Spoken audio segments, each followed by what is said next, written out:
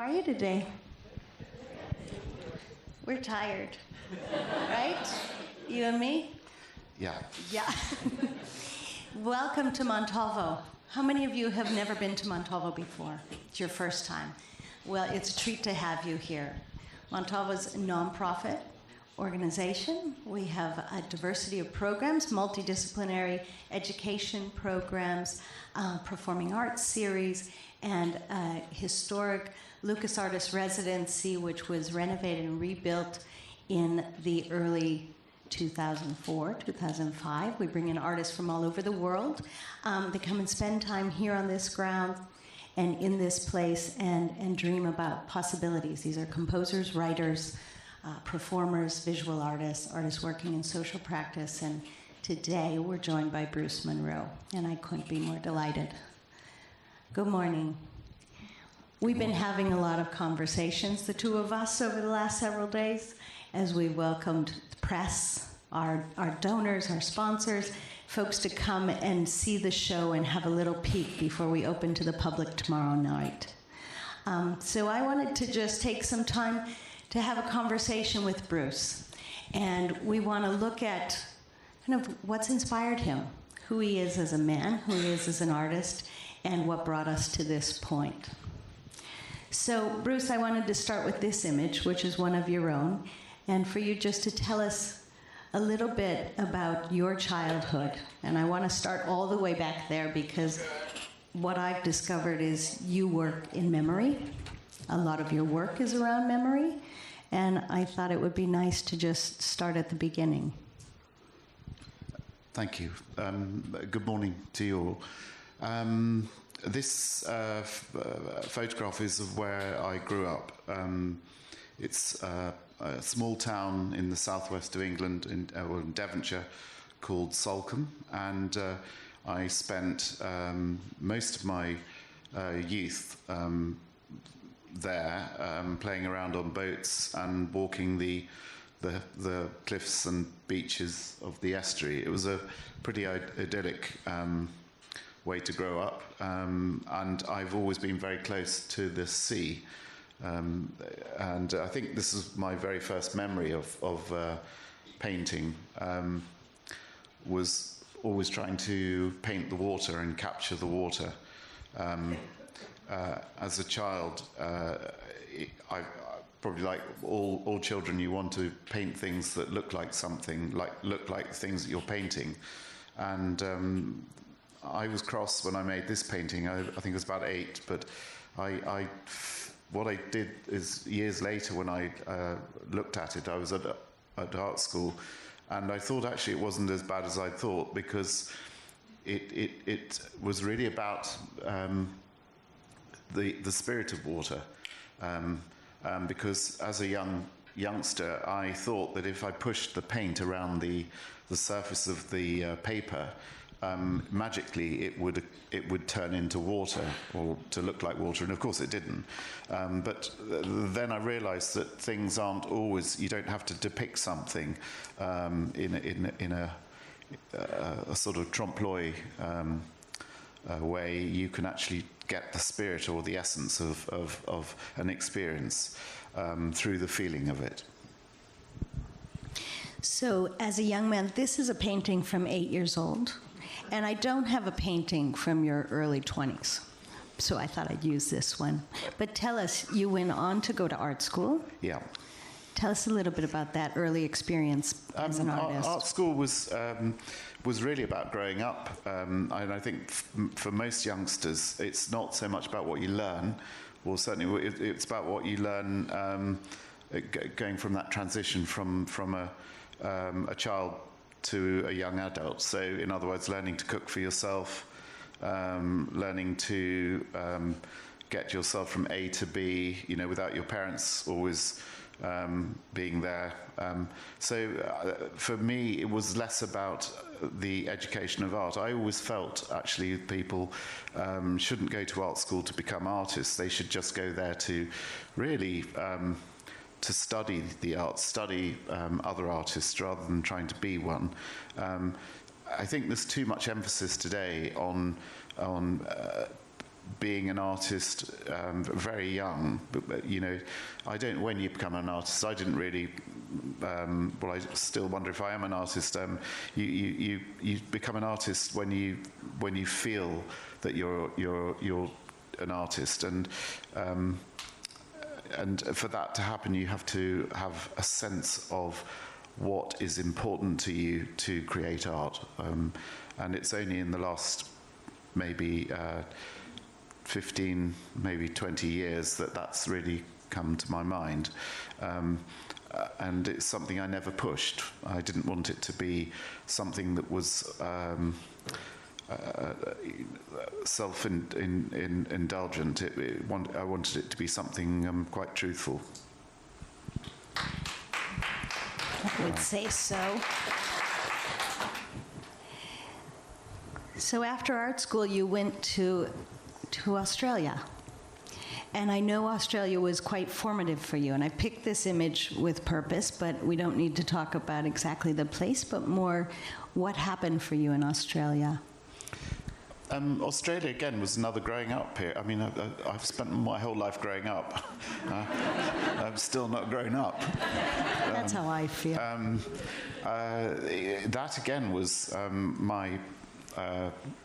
my parents were wonderful in the sense of they just always encouraged me to follow my nose, I guess. And I went out to Australia at 24 and did lots of different jobs. And it was during that time I kind of discovered the medium of light.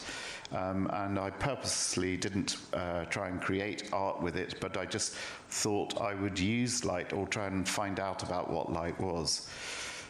The thing about a medium is the more you use it, you start to use it in ways where it becomes second nature and familiar with you. And I had spent 8 years there. I'd met my wife, then girlfriend or fiancée, Serena, and we had decided that we were going to return to the UK because both our parents were getting on a little bit, and there was a sort of request 8 years after I'd been there for 8 years, said, look, it's time you came home. Well, we'd like to see a bit of you. And so we did this tour around Australia. We bought an old Toyota Corona, which is an old estate wagon, put a tent in the back, and went on this trip. And we came to a place called Uluru, which is behind me, and I don't know if any of you have been here, but it is an incredibly powerful landscape. And this is one of the first times I recognized the power of landscape, in that it literally went through my through my body. You know, when I got there, I just felt there was something tangible in the air coming through the ground. And all I did was I had a sketchbook with me. I just carried it around almost like I've always had these since I was sort of about 15 or 16. And I just noted this experience, and I was trying to describe it. And the only way I could describe it was because it felt electrical. And I was thinking of deserts, memories from school when you learn about a desert. It rains in a desert, and they're apparently barren places, but when it rains in quick motion, you know, it blooms, it flowers, and I was seeing this in an illuminated way. So I imagined in my mind's eye that there was this sort of pulses running under the ground and sort of root systems, and then coming through the earth. And all I did was put that in my sketchbook. And when I got back to England some months later, and then set up a studio and I was painting, I had that idea photocopied on a wall in my studio. And a friend came in, and this might have been actually a year or two later. He came into my studio and he said, you know, what's that you're doing? And I said, well, what's that on the wall? And I said, oh, this is this place called Uluru, and I want to create this field of light. And he looked at me and said, come on, Bruce, be realistic. You know, we had 2 babies by then, and, you know, probably Serena might have had one more on the way, and you know, money was in short supply. And he said, look, come on, you've got to get real. You're not going to, you know, get your focus on feeding the family. So, and he was right, but it made me slightly irritated that you know, you have these ideas in life, and my mother was always one of these people who would say exactly. She knew how to you know, get a good reaction from me, and she said, "Don't be a talker, be a doer." And that was always our family motto, and I really agree with that. You know, there's every reason not to get out of bed and do something. You know, there's always an excuse, and I've always been encouraged that if you've got an idea, you make it happen. And so Uluru was a very important part of my life. So you came to light, right? You came to light as your work, as your practice, and I'd like you to talk a little bit about how you came to it. Well, the way I saw light was an ability to try and say things that were on my mind and things that fascinated me and connected me to the world. And I recognised probably when I was about 40, my father died when I was 40, and this is the time where it became important, I felt, to start making that this transition. And I've realised that through my life I've had these moments, and I'm sure everybody here has, of clarity, where it could have been reading a book, it could have been driving down a road, it could have been eating a meal, could have been, I don't know, being travelling somewhere, listening to a piece of music. And this particular photograph was of, it's called Water Towers. And again, this was inspired by a book I read when I was 21. And I've realized that there are these moments of clarity which I've kind of, when I look back in retrospect, I thought that was a really important book, or that was a really important event. And I've decided I was going to try and bring those moments to life. So that's really what this is all about. There's something, though, Bruce, about you learning the possibility of illuminating light, illuminating objects. Materials. When you don't have a lot of money, you get creative, I think. You know, if money is no object, I think it spoils people. And the thing is that I was always looking. I had all these ideas, but I found that I would be in a supermarket, or I'd be looking at things, and you know, if you look at one of these things, which we see every day, if you see it too much, you don't see it. I realised I was out shopping one day, and I wanted to do this water tower concept, and I'd spent hours designing a module that would create these sort of structures, and then, lo and behold, I was doing some shopping, and I saw a stack of water bottles in a supermarket aisle, and I went, why don't I use bottles? Because and then I started to look at the beauty of a water bottle. I mean, they are, if you just put yourself in, you know, 100 years ago, and you showed somebody a bottle, or maybe not 100 years, a bit more than that, but a plastic bottle is a relatively new invention, and the optical quality of a bottle, you know, this liquid bottle of light, is really beautiful. It's only because we think of it as a everyday object, you know, to quench our thirst. We forget that it does have an aesthetic beauty. And so I then started to look at just simple objects that I could create these installations with.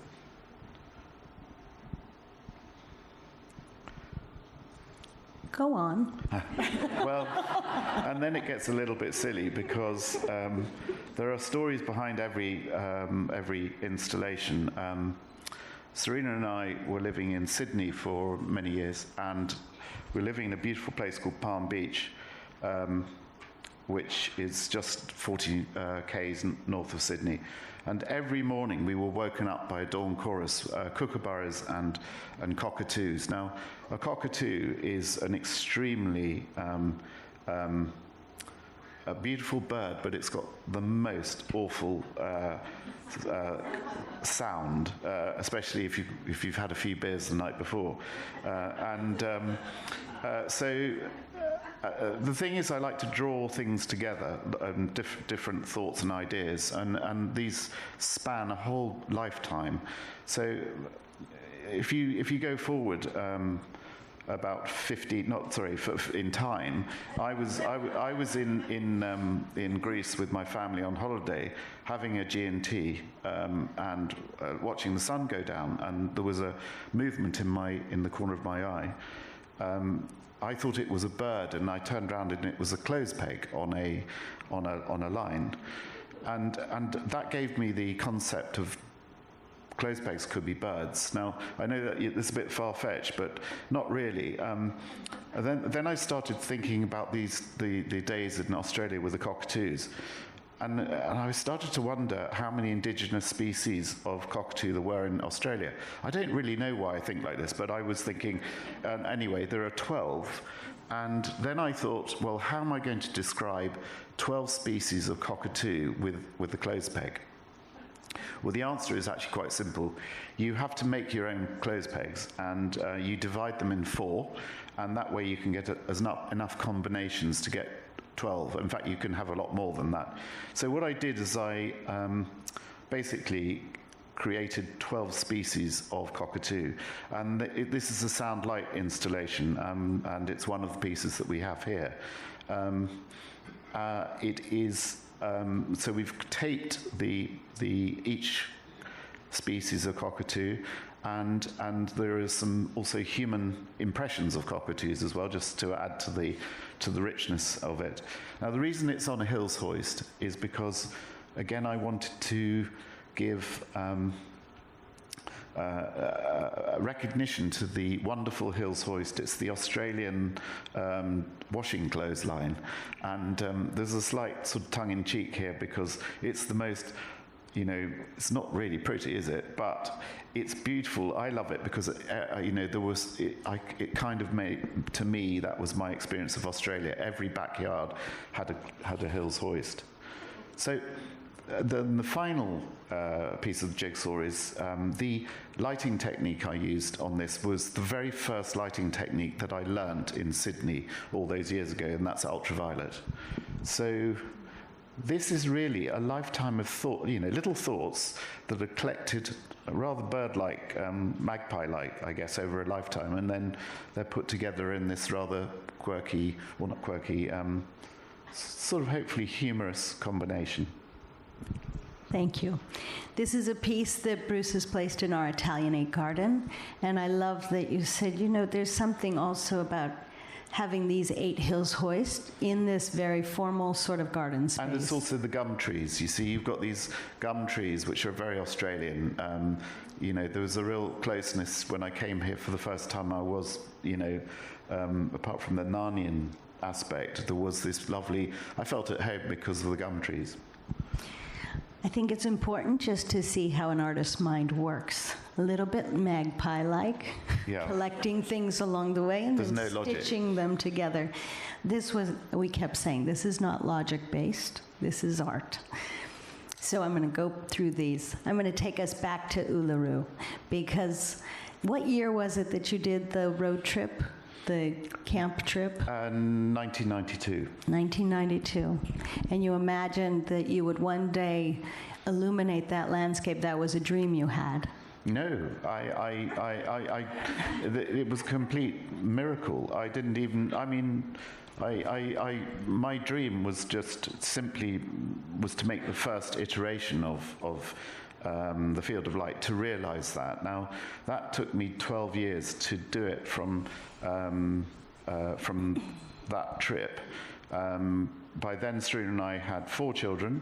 We had a big mortgage, and we bought an old farmhouse. It was really derelict, but it had a field. And I really bought it because of the field. I didn't tell Serena, but because I knew that no Somerset farmer was going to let me put a field of light, or if they had, they'd have charged me lots of money, which I didn't have. So I thought, I need a field, and luckily this place that we ended up buying had a 12-acre field, and then we did have some funds on the mortgage, which should have bought carpets and curtains and things that you need. It did get slightly diverted into the Field of Light Fund. Serena was not best pleased. She saw these two young lads out in the field and me, and she said, "What are you doing in the field?" And I said, "It's a project I'm working on." And she said, "Well, it looks like it's quite expensive. Who's paying for it?" well, we are. But she's forgiven me. But I honestly, I've never done that again. I realised that was not a good thing to do. It might have been the best thing you ever did. Well, I don't recommend it if you, I was washing up for a lot of nights. So it was, you went to art school. In '92, you did the outback trip through Australia. Yeah. You met Uluru, and then you bought Long Knoll. And when was that? That was in about 2002 to 2003, and then this came in 2004. Yeah. So it was a pretty close piece of work. It was, yeah. So then we leap forward to 2016, and I think just for a real understanding of, we live in Silicon Valley, and things happen here quickly. Yeah. 3 months, 6 months, we're on to the next idea. But how long and how much thought and time it takes to realize a work, can you tell us what we're looking at? Well, the reason this happens so long is that first of all, the one I did at Long Knoll was the first one, and I didn't think anything would come of it. I wasn't really doing it for that reason. I was doing it, that feeling of having an itch and you've got to scratch it. Well, I thought, well, if I get rid of this itch, it'll go away. But it didn't. What happened was there was a lady who, we didn't tell anybody about it. We just put it in the field. We live in the middle of nowhere, and people, we're on a lovely walking route, so people would walk past, not many, over a weekend, and they started to ask me what this thing in the field was, and I said, "Look, come back at night and I'll turn the lights on." And a lady who turned up a couple of times, she said, "Look, can I bring a friend?" I said, "Of course you can." And her friend turned up. She needed to drive to the edge of the field.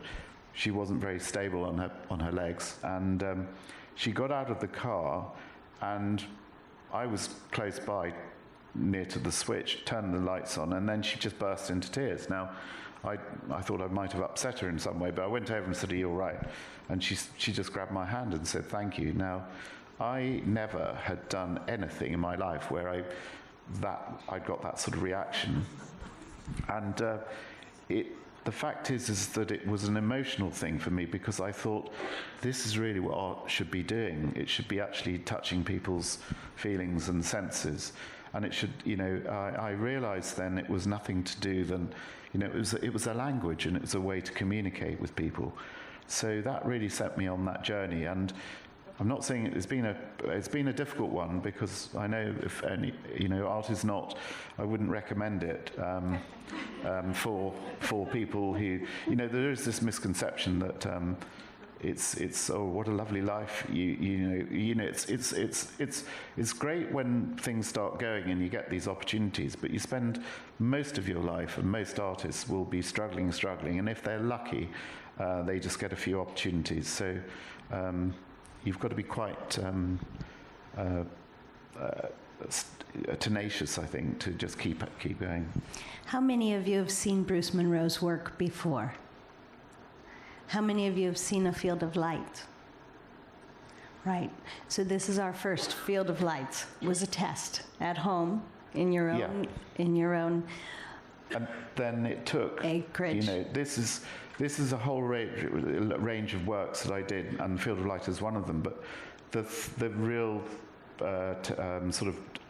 something I never dreamed in my wildest dreams would ever happen. I was doing a radio. I had an installation at a museum in Bath, which is 20 miles from where I live, and there was a bit of press, and an Australian town.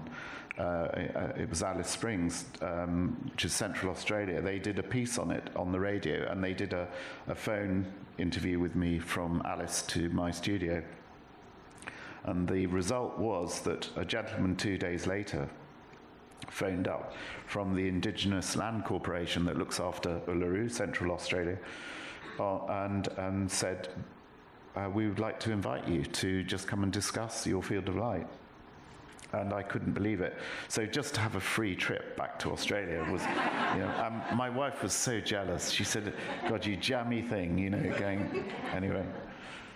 Then that resulted in, and it took us 5 years to go from that period, from that opportunity to 4 years, because we had to get, when I went out there, I said, look, the landscape is huge. First of all, there were a lot of hurdles. The indigenous people, I didn't want to force anything on the indigenous people. So there was, I wanted them to understand that this was almost it was a thank you to the landscape. And I said, and they were they have been extremely wonderful with it.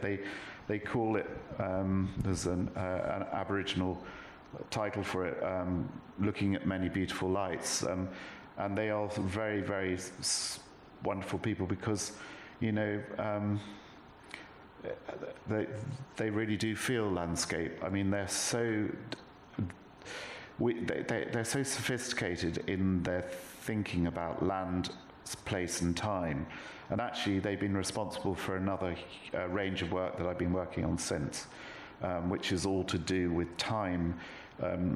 Their concept of time is past, present and future all rolled into one ball, or all into one form, whereas in the West we're very linear. We have past, present, future, and I think their concept is that's why they look after land, and because they get the idea that anything you do hurts. We have a responsibility to look after the future, and the only way we can do that is to live in the present responsibly. So I've learned a great deal from their culture. So it's a huge achievement. 25 years in the making? Yeah. It's fantastic. But be under no illusion, this is so many people touch this, and this isn't me. This is not false modesty. This is truth, and this is what we've got to really understand. We are not alone. We do not make art alone. We make it. Even the person painting in their studio, materials have to come in. Inspiration has to come in. For people to think that they're islands working alone is the most ridiculous idea, and it's again feeding into this ego world that we live in. We can't look at, for example, here, what we've achieved here. I say everybody. It's, Kelly and I have been talking for 2 years. There are hundreds of people whose labour and skills have come in to make this exhibition. So it is a little bit silly when people think it's down to one person, because it really isn't at all. Science would tell you the same. We are just atoms dancing together in this cloud of atoms. If we can only put our minds, every time you look at somebody, say, I am connected to you, and I am connected with the world around me, and I affect it, and they affect me. It just makes you look at life in a slightly different way.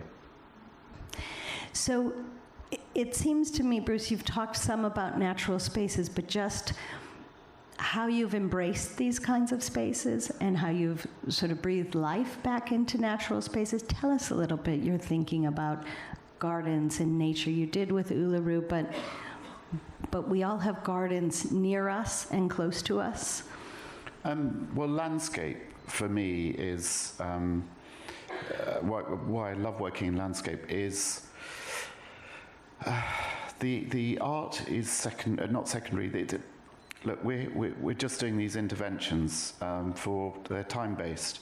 But the point of a garden is that they're beautiful places to come and be, just simply be and spend time.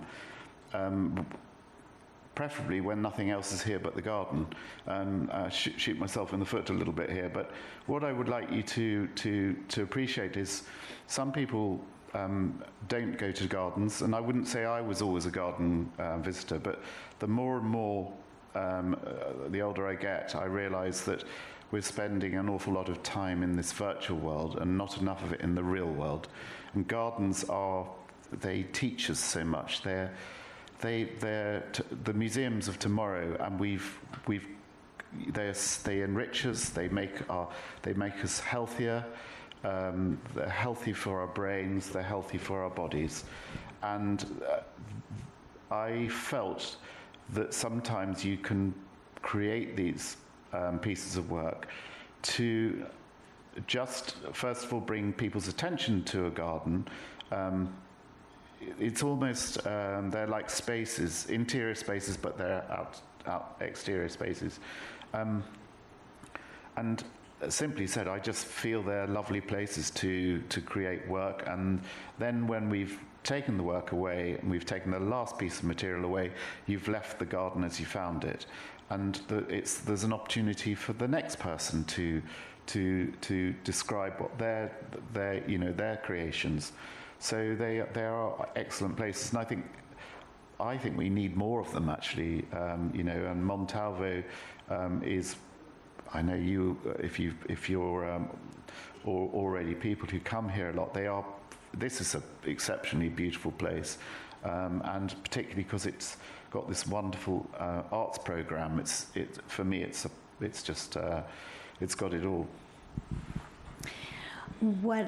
So I went to Scottsdale with Kathleen. We got the opportunity to meet you. We sat with you with a coffee, with your sketchbook, and we described Montalvo. And I think something that's fascinating is, we're a public park, so we're open to the public. We saw them this morning, folks are coming all the time to spend time just in these gardens. And activating the gardens with art is our highest goal. And so all of these works which illuminate at night have a very strong presence during the day. I'd say all but a couple that you can't see.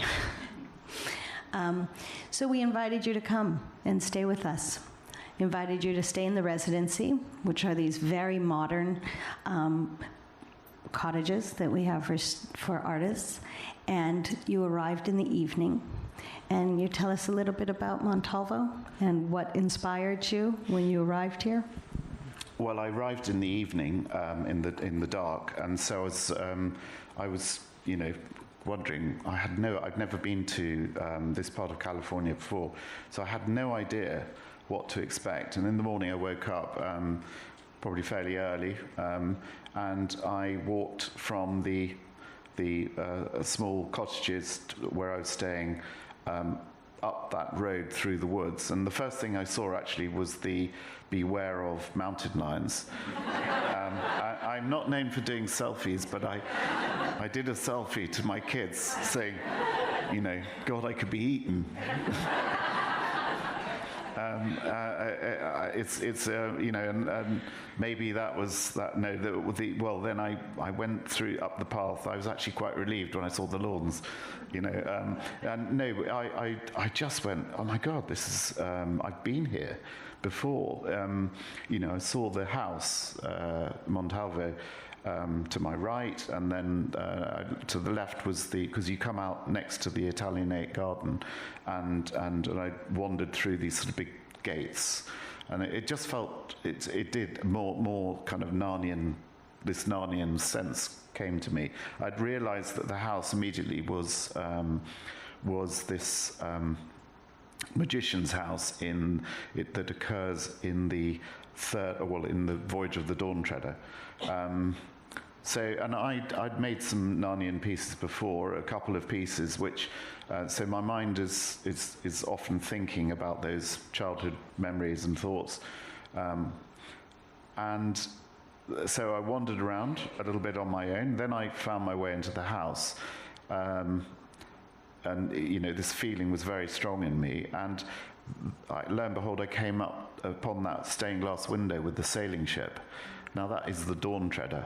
You know, and I just went, this is crazy. This is really, you know. And then I met up with Kelly and Kathleen. And I think I said to you then, I said, you know, I know what we're going to do. It's a Narnian theme, which I'd never done before. And I've always kind of wanted to. But that was it. It's Narnia. It's Narnia. Fantasy. We have our portals. Yeah. Tell us just a little bit your interest in Narnia, because I think it's, you know, they're important stories, and we've talked a lot about them with our docents and amongst our staff. The importance for me isn't really the childhood version of it. It's C.S. Lewis. You can read these books as an adult and obviously as a child. One of the things that fascinates me, and I don't want to sound morbid, but I mean, death is something that we all have to. We know we come into the world, and we know we leave the world. And the one thing about Narnia, for me, C.S. Lewis talks quite a lot about that journey, you know, and the threshold of from one life into another. So there are several pieces of work here which are talking about that threshold. One is the Silver Sea that you will see on the lawn here, which is when the ship, the Dawn Treader, comes to the end of that world, and C.S. Lewis uses this device of a sea of lilies. The water of the sea goes from saline to fresh water. It just as a child, it completely got my imagination. There was something extremely strange about that device, because white in bright sunlight is extremely strange. You know, it's like snow, but it's not snow. It's floating on water. So there's lots of sort of strange physical things and visual things going on. And the other thing is this wave that he describes, this still wave. This is a wave which is used as the door.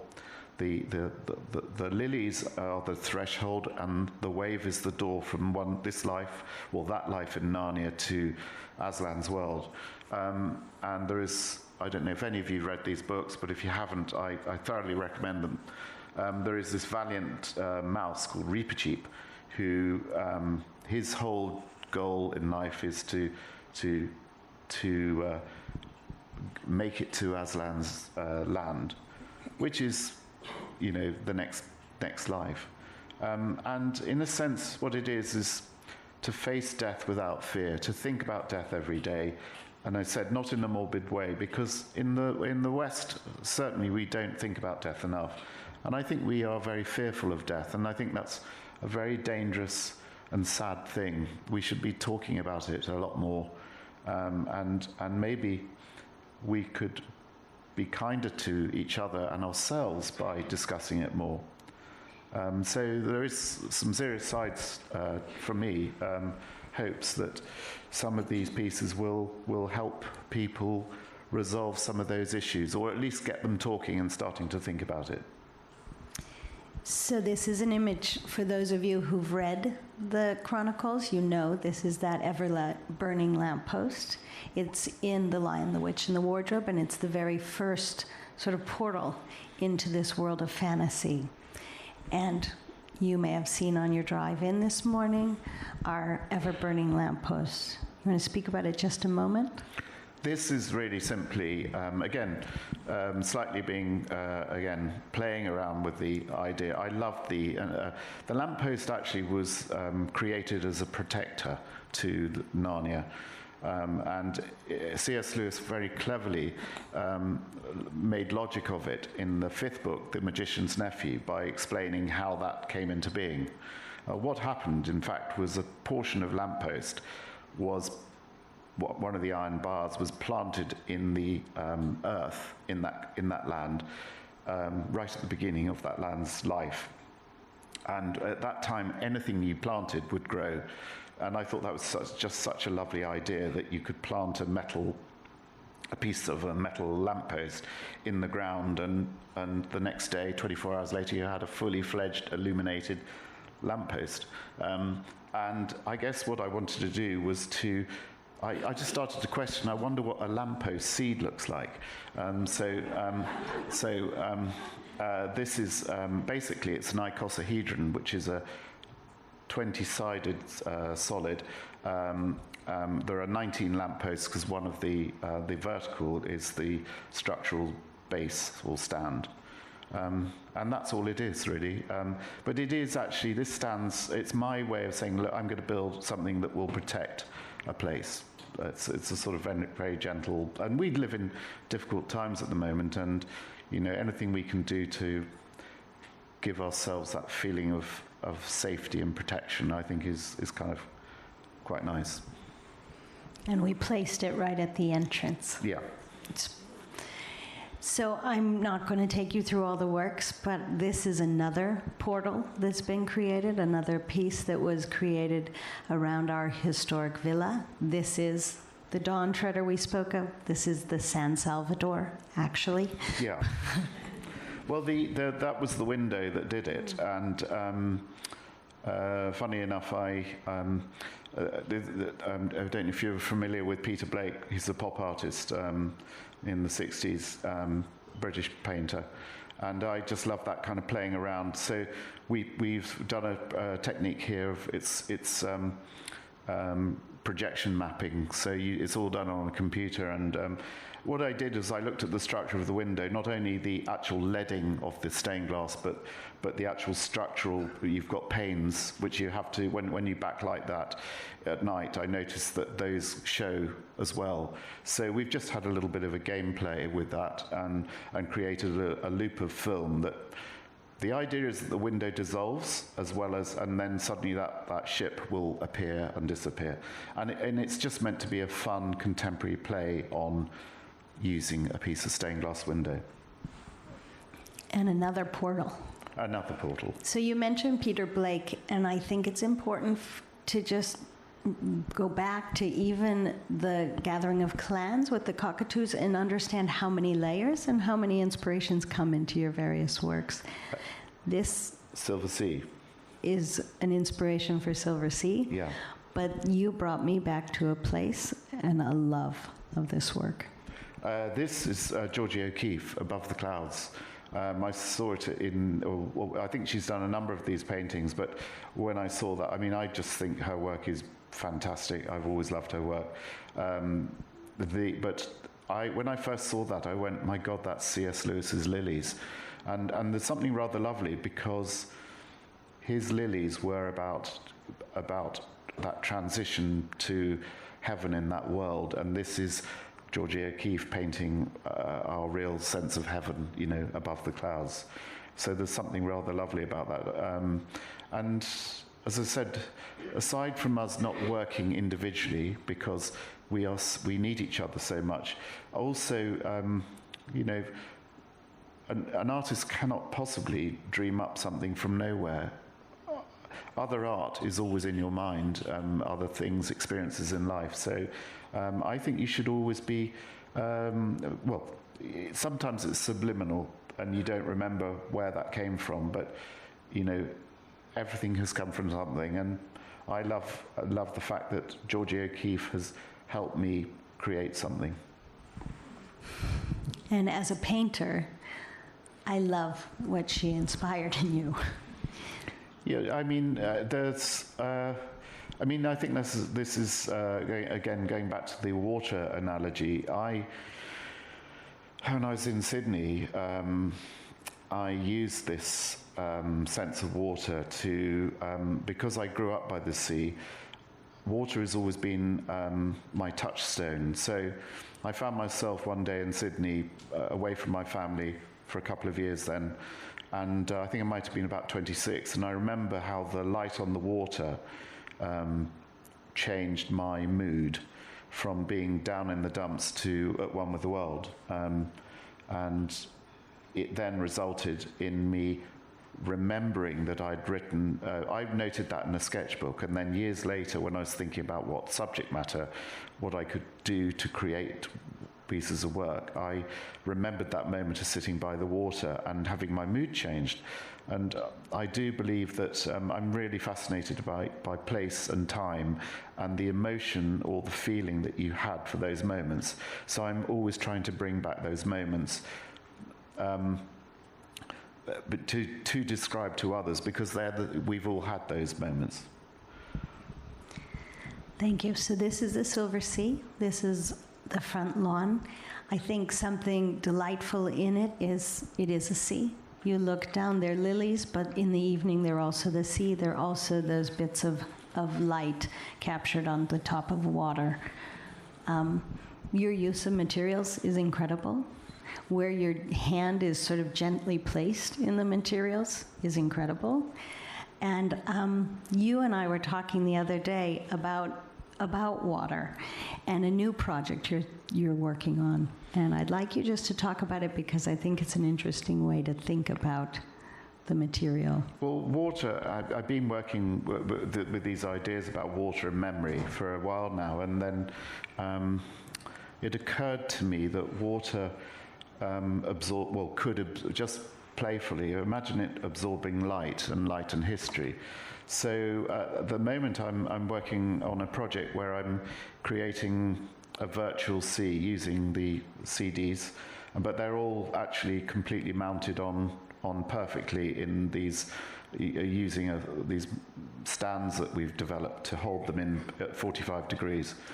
And I worked out that we could actually project, by using these programmable spotlights, if you get enough of them together, you can cover a vast area. And I'm taking moments of time, filming those, and then abstracting them down to very simple sequences, sound and light sequences, and projecting those onto the discs, and that reflects onto the walls and the ceiling and the people who walk by it. And it's like water is absorbing history, and then it's letting that history back out again.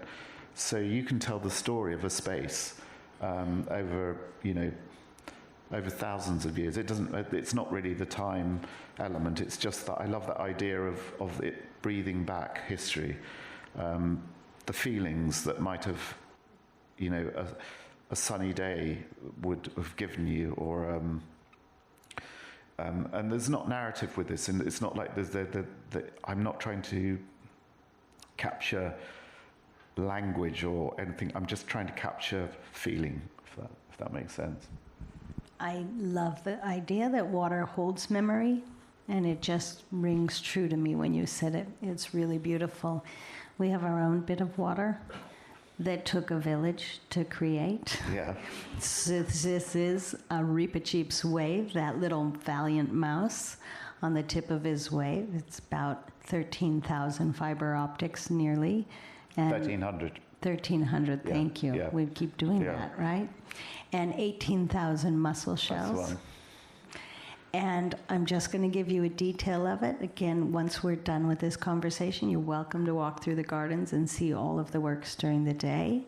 But it is quite amazing. Again, it captures that moment of water and that feeling. Well, the structure of this was inspired by the. I'm very. I said try and get a very simple image. So it was the woodblock by the Japanese artist. I can never remember his. Hokusai. Yeah, Hokusai. Hokusai. Yeah, and it's one of it's an iconic image of a wave. It's called the wave, or the Great Wave, and so I've based it on that. But it's almost like somebody's taken a cheese slice out of a wave.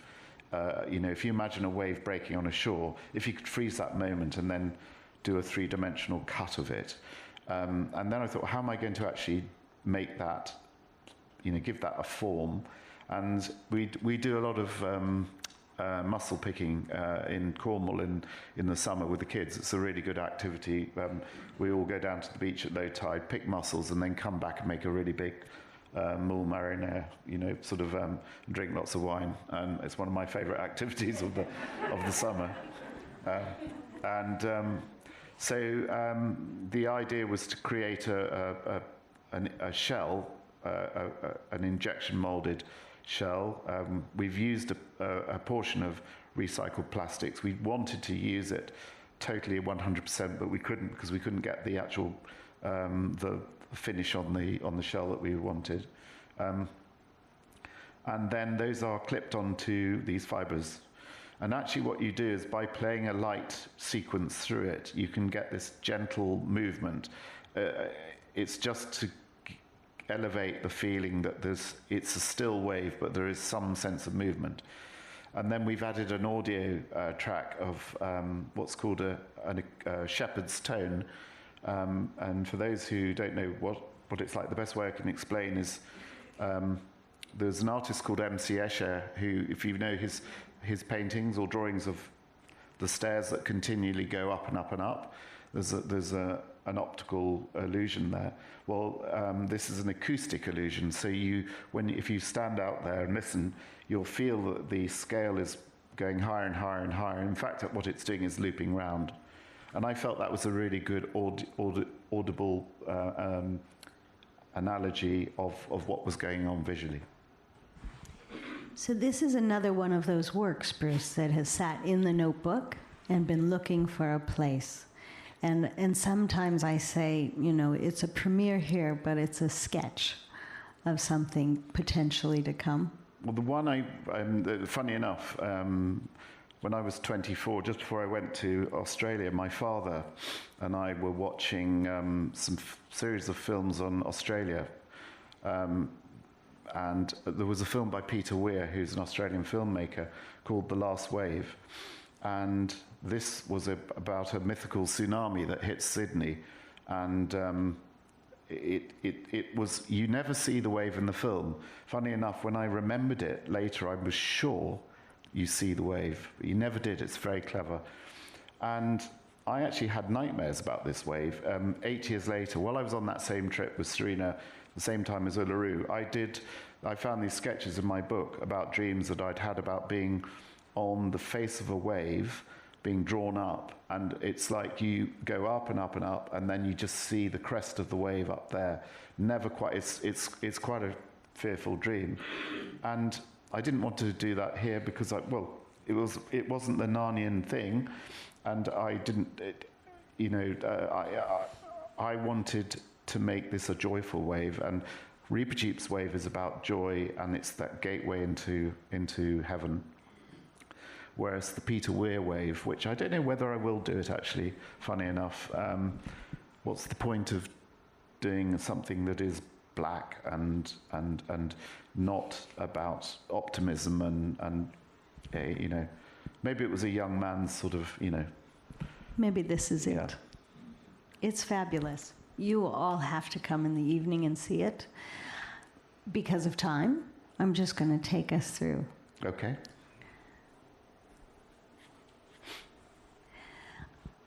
Well, just one quick. Okay. Okay? Because language I know is important to you, and narrative I know is important to you. And you started a new series of work called the Light and Language series, using Morse code. Can you just describe it a little bit?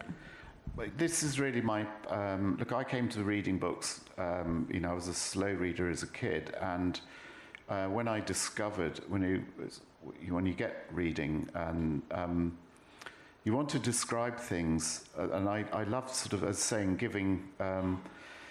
paying homage to the things that have inspired you. So words, equations. Just things simple equations that you might have learned at school. I was trying to think, how can I involve those in pieces of work? And then I realized that actually by using printed code, and Morse code is, dots and dashes, and actually it's a great visual medium because you can play around with it. So I've created a series of projections all to do with music inspired by music or language. or poetry, and it's just again another sort of area that I've been exploring. And as pattern, we have a group of works along this pavilion called Reflections. Yeah, at night. So if you walk outside here at night, these are projected on the ground, and there is a sound. It's a sound-like piece, and yeah, we'll see what you think.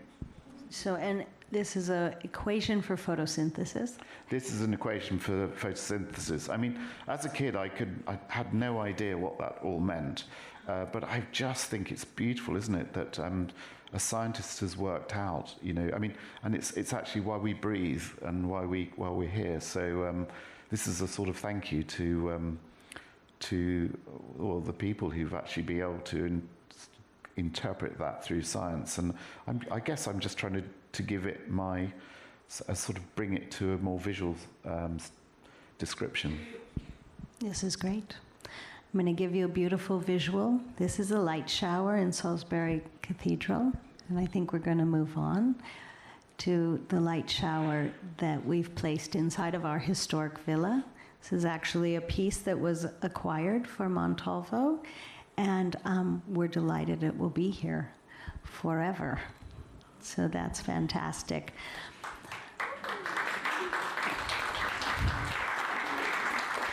This is a man who loves taking center stage. They made me do that. This is a man who loves telling you the inspiration So behind his work. So I thought it would be nice for you to just leave us with what you hope people will take away. Without that. Look, I'm so grateful, Kelly, to be invited here, and thank you all very much for coming along. Look, I'm on a journey. I just want to do more of this sort of thing. I hope that you, when you see the exhibition, you go home with a happy heart and a smile on your face. That's about it. Thank you. Thank you, Bruce.